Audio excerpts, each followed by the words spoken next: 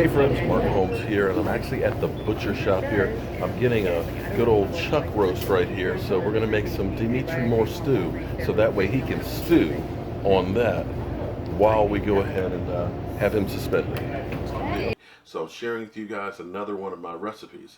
Now this was a recipe that I've had, and I was calling it Damontre Moore Stew to welcome Damontre Moore to our team. But then we had the suspension, and it's like, he's sitting out for 2 weeks. So maybe I shouldn't put the stew out there. But then again, Michael, my son, he said, you know what? You need to do the stew. He needs to stew about what he did and think about it while he's waiting for those 2 games. So we're going to go ahead and do our Damontre Moore stew. And this is kind of like a cross between doing a chuck roast and doing a stew, because, you know, in Texas, things are bigger. So I went to the butcher yesterday, got myself about a 2.5 pound chuck roast. And since I've got a busy day, I'm going to be able to put this stuff all in here, and I'll just be able to leave it for about 8 to 10 hours. And it'll just slowly let all these different flavors marry together and make one incredible stew. So, of course, you guys know me, and you can't have a recipe without bacon. So we're actually going to go ahead and take some bacon. We're going to go ahead and cut it up into pieces here, and we're going to go ahead and brown that, and we're going to end up putting that into our stew, because bacon makes everything better. And then after we get going on there, now this is one of my favorite knives right here. This is actually an Alaskan ulu knife, and believe it or not, it's handcrafted. My brother actually has a company. He has a patent on this knife. And what it is this is like the knives that they used to use for cutting whale blubber. And it's made so you can hold on to it really good. You don't lose it when you get in with all the greasy stuff. And it's literally razor sharp. Now the interesting thing about this knife is it's actually recycled metal. They take saw blades from the mills that are made with Swedish steel. Very high grade carbon filled blade. And these blades are bandsaw blades that are 40 feet long, about 6 inches wide. And they cut the blanks out of that, and they do all the mill work on them and things. So it's like super sharp. And you see how it just slices and dices through this bacon like it's hot butter. I love using it when I'm doing like a pork shoulder, because when you're cutting off that skin layer and stuff, it just goes right through it. And it's got a good weight to it. Now the only thing is don't drop it, because if you drop it, that tip will go through your shoe. So, we got our bacon sliced up in here. Yeah, about 1/2 pound of bacon. Bacon! We'll get that in there cooking real good. Get that off to the side. Other thing, I like sausage. And this is a nice country sausage that's spicy. And you know I like things spicy. The spicier the better. So we're going to brown that as well.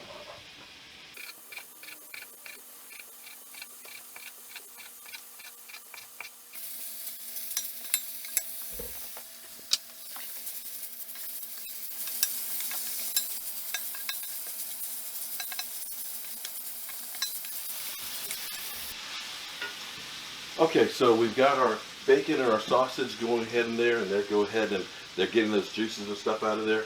Now while we're letting that cook, we're going to go ahead and get our broth ready in here for our stuff. So we want to put our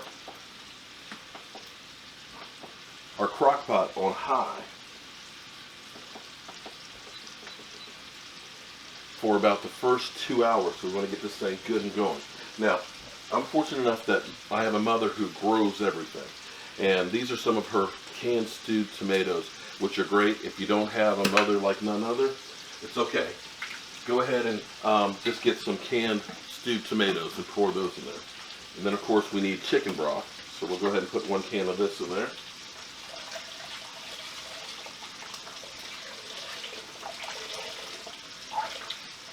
So we're going to end up having that in here as our liquids. And of course, you gotta have the main ingredient, which is right here. Here's our chuck roast that we got yesterday from the butcher. Let me stir this a little bit.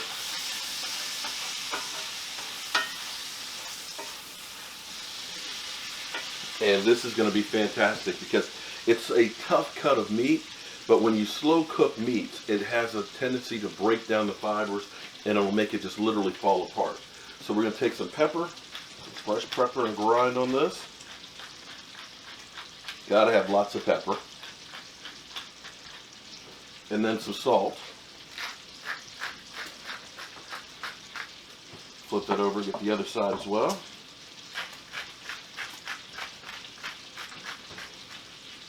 And a little more pepper. I'll wipe these down. I know I touched the meat and then I'm touching the grinder.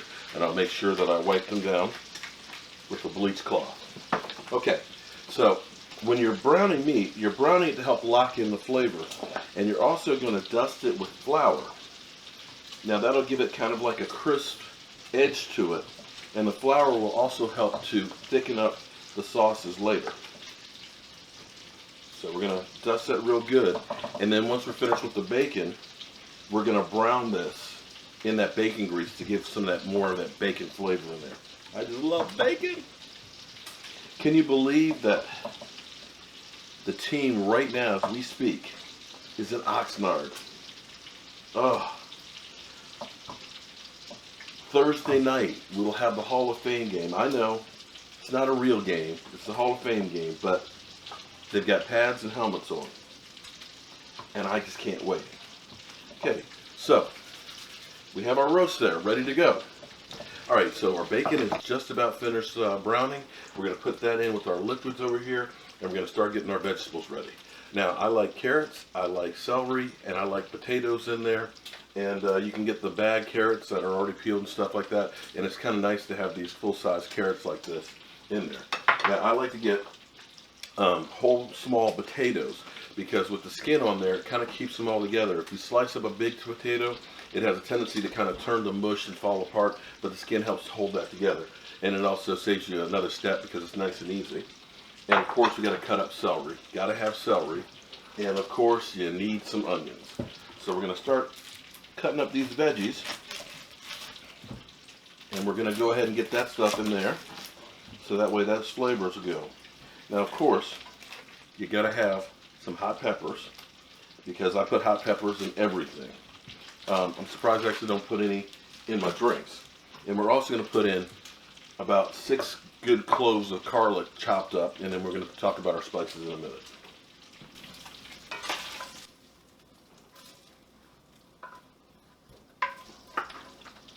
See, there's only one problem with this recipe, and that is you have to wait about 10 hours to eat it. So now that we've got our grease and stuff is hot, we've got our bacon in there, we're going to go ahead and take our roast and we're going to go ahead and brown that.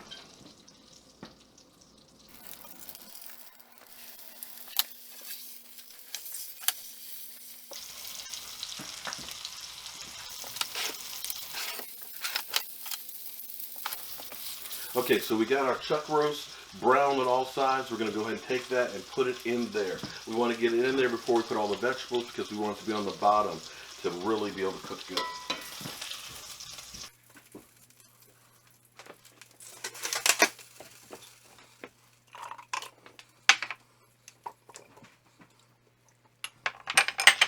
Okay, so we got our chuck roast in there, we got our potatoes in there, our carrots.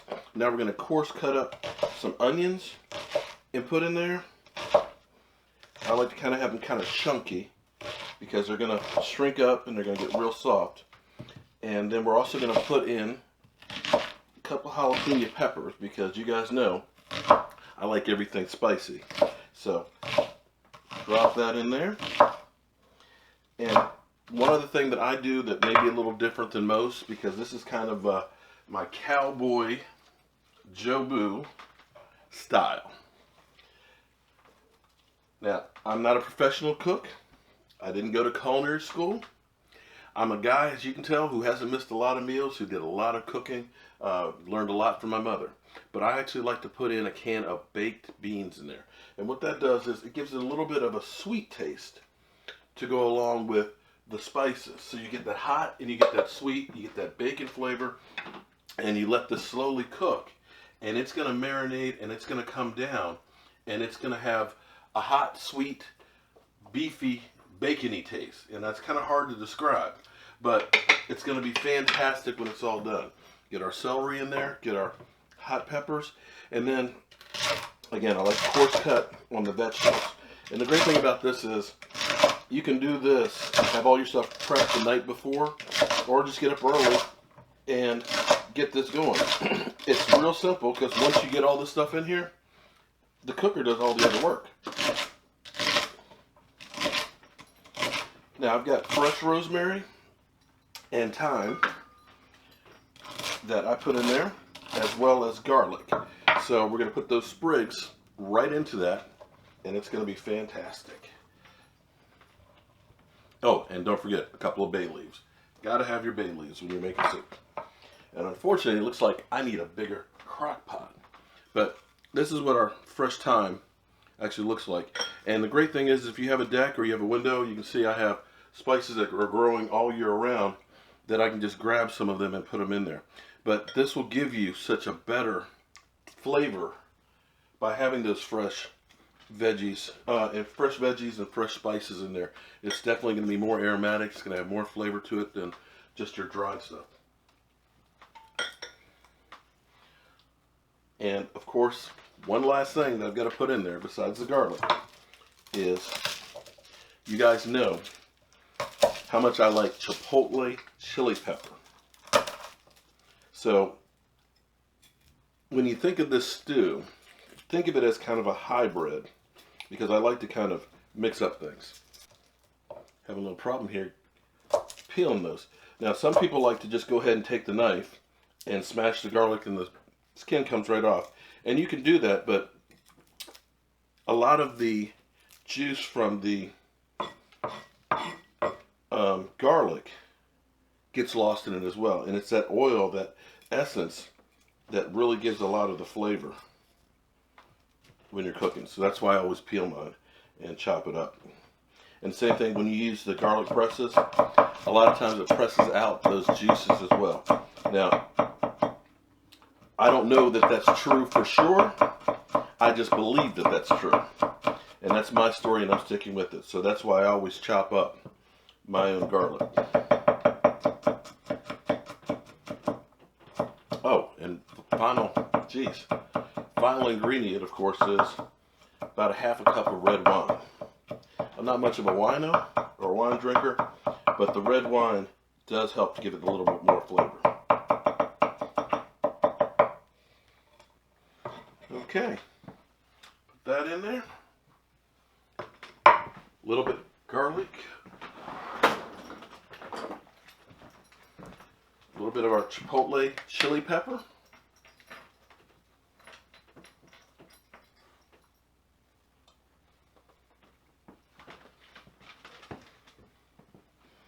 And take the hot peppers and cut them open just a little bit. This way the heat and the flavor from it will run out.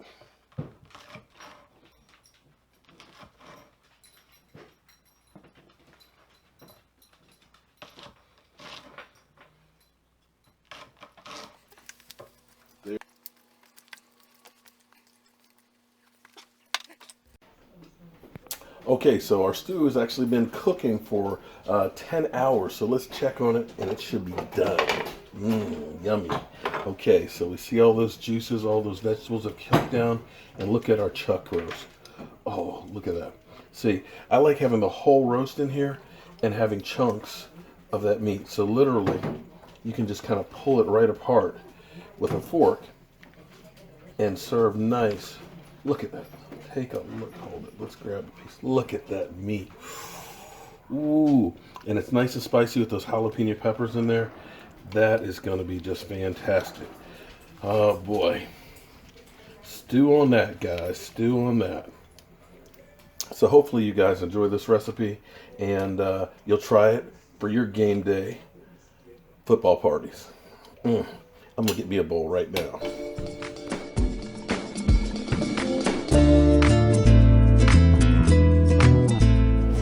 Now that's my kind of smoker, except for one thing.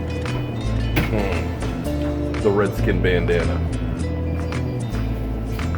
So if anybody wants to get me a gift, hey,